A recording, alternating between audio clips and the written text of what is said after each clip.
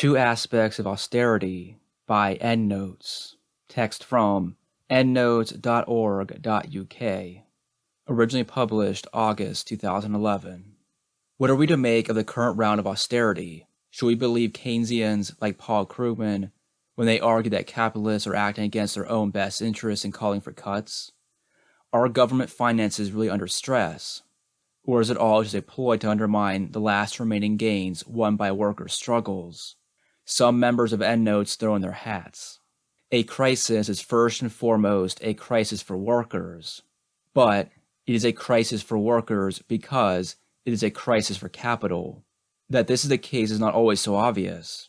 Whenever GDP contracts, the representatives of capital invariably call for shared sacrifice. That is, sacrifice shared out among working people. It would be one thing if that meant only that public workers were laid off, and state programs for the poor were reduced precisely when they were needed most. After all, cuts in state spending in the course of a crisis are compelled by the structure of the capitalist mode of production. For contrary to what Keynesians may say, state action is ultimately limited by the rate of growth of the private economy, not the other way around.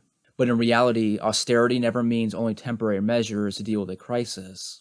Social spending programs have not just been cut back. They are being gutted or done away with entirely. In many countries, a crisis is being used as a lever with which to destroy long-held rights and entitlements, including the right to organize. These attacks do not appear to be mere cyclical adjustments in the unfolding logic of the capitalist mode of production. On the contrary, they seem to be key planks in capital's program of class war. On that basis, it's easy to draw the conclusion that austerity is only a cover for the redistribution of wealth from wages to profits. However, if we leave it at that, we come dangerously close to agreeing with the Keynesians in spite of ourselves.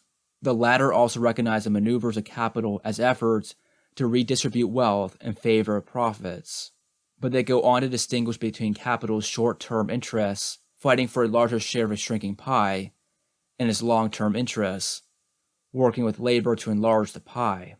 If both classes were acting strategically, according to the Keynesians, they would give up their battle over the distribution of wealth. In other words, there would be no class struggle. Capital would agree to invest in expanding production, and labor would agree to take only a portion of the resulting gains of productivity. The state would then regulate this accord in a neutral way. Each time the economy stalled and the parties began to squabble, the state would lower interest rates and borrow money to stimulate demand, giving both classes something to chase after. Once growth resumed, the state would raise interest rates and pay down its debts. Of course, that is not what is happening now. Have capital's representatives capture the state for a short-term redistributive project, and thereby lost the ability to act in line with their own long-term strategic interests. Even if green capitalism wouldn't have averted ecological catastrophe, it certainly would have been an amazing PR campaign for capital, but it never got off the ground. Would the crisis come to an end if, as Keynesians advocate, the state shook off these calls for austerity and, with a big investment in infrastructure, tried to convince capital to renew its accord with labor? We think this is the wrong way to understand the present moment. Capitalism is in the midst of a deep crisis, which is now bringing both classes face to face with the objective limits of this mode of production. That these limits exist is not in the interest of either class, nor can they be overcome through strong state action. On the contrary, it is the weakness of the state that will become painfully obvious in the coming months, with a double-dip recession all but assured. Christine Lagarde, the newly anointed head of the IMF, recently voiced her concerns about this turn of events in the pages of the Financial Times. Quote, "The situation today is different from 2008. Then, uncertainty came from the poor health of financial institutions. Now, it comes from doubts about the health of sovereigns. Then the answer was unprecedented monetary accommodation, direct support for the financial sector, and a dose of fiscal stimulus. Now, monetary policy is more constrained, banking problems will again have to be addressed, and the crisis has left behind a legacy of public debt, about 30 percentage points of GDP higher than before, on average, in advanced countries." End quote. From the Financial Times, August 16, 2011. What Lagarde fails to mention here is that debt to GDP ratios in the advanced countries were already high before 2008, when they ballooned in response to the crisis. On the eve of the Great Depression in 1929, the U.S. public debt was valued at only 16% of GDP. 10 years later, in 1939, it had risen to 44%. By contrast, on the eve of the present crisis in 2007, the U.S. public debt was already valued at 62% of GDP. It reached 99% just 4 years later, in 2011. The cause is easy to identify.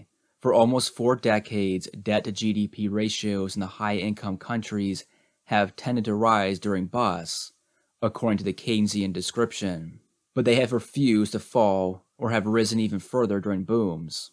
Is this due to poor planning on the part of the elites? On the contrary, it is because the booms themselves have become increasingly weak on a cycle-by-cycle basis. As a result, the state has been unable to raise interest rates or pay down its debts, except intermittently, since any sustained attempt to do so would risk undermining even more fragile periods of growth. This is a problem for Keynesians, since it suggests something of the structural weakness of the capitalist economy, beyond the capacity of the state to address. This weakness is putting pressure on the state from 2 directions. First, because of the frailty of the economy, the state now finds itself in the very situation that Keynes himself faced in the Great Depression. Over the past 4 years, the Federal Reserve, in tandem with other central banks, has held short-term interest rates near 0%, yet the economy failed to recover. That's supposed to be impossible. Businesses should be taking advantage of free money to invest, and households to buy houses. If no one wants to borrow money today, it's because they are already so heavily in debt. Of course, they acquired these debts during the bubble years, 1998 to 2001, and 2003 to 2007, when both firms and wealthier families saw the value of their assets rise. They borrowed against those rising asset values to invest or make big purchases, even as profits and wages stagnated. Now that asset values have fallen dramatically, everyone is trying to save money to pay down their debts. However, this saving spree has put the economy in jeopardy. Under normal conditions, when firms and individuals save money, they deposit it in banks, which then lend money to other firms and individuals to spend. In that sense, no spending goes missing. When everyone saves simultaneously, some spending does go missing, causing the economy to contract. The difference between the Great Depression and today is that governments have stepped in to make up for the spending gap by spending money themselves, that is, through fiscal stimulus, even if that stimulus consists mostly in automatic increases in payouts for existing unemployment and welfare programs. By contrast, during the first years of the Great Depression, the U.S. government did not make up for the spending gap, and the economy contracted by 46%. Fiscal stimulus today thus has a different function than it does in the course of a normal business cycle. Its purpose is not to restart economic growth. That would only happen if people spent the additional money the stimulus put in their pockets. Instead, they are mostly using it to pay down their debts. In the present crisis, the point of state spending is merely to buy time, to give everyone a chance to pay down their debts without causing deflation, which by lowering asset values would only make existing debt burdens even worse. For this reason, fiscal stimulus is the only thing that can keep the economy from contracting today. Yet the pressure on the state to spend money is counteracted by the equal and opposite pressure to reduce the public debt. Contrary to what Keynesians are saying, states have spent a lot of money since the crisis broke out. Over the past 4 years, the U.S. government took on a debt slightly smaller than the entire yearly output of the country in 1990, just to slow the rate at which the economy returns to recession. The problem is that the state is accumulating this massive debt in a historical context in which it has, alongside businesses and households, already heavily indebted itself. This historical context is what is missing from the Keynesian account. They haven't noticed the weakness of the economy over the past 4 decades. The fact that it was already growing more and more slowly before the present crisis has limited the ability of the state to take on debt today. That is what has Lagarde so worried, in the above quotation. The public debt is so large that it is dangerous to spend more money stimulating the economy. Spending in the present will only use up the state's dwindling capacity to take out debt in the event of future financial emergencies. It might even accelerate the crisis. since rapid increases in public debt raise the specter of sovereign default. Under these conditions, the state has an obligation to keep its powder dry, that is, to maintain, for as long as possible, its ability to draw on inexpensive lines of credit. The state will need this credit as it attempts to ride out the coming waves of financial turbulence, e.g., for more bank bailouts. In that sense, austerity is perfectly rational. That any turn to austerity will cause deflation, endangering the stability that it is meant to prop up, is a real contradiction, which the state will face in this period. These two pressures, to spend in order to stave off deflation and to cut spending in order to stave off default, are equally implacable. Indeed, it is here, on the balance sheet of innumerable governments, that the crisis is now playing itself out. If in 2008, the solvency of the private economy was preserved by shifting its liabilities into the public books, then today, state action to protect its own solvency threatens to endanger the private sector once again. To paraphrase Marx, all this juggling of debt only serves to shift the crisis of insolvency to a broader sphere and give it a wider orbit.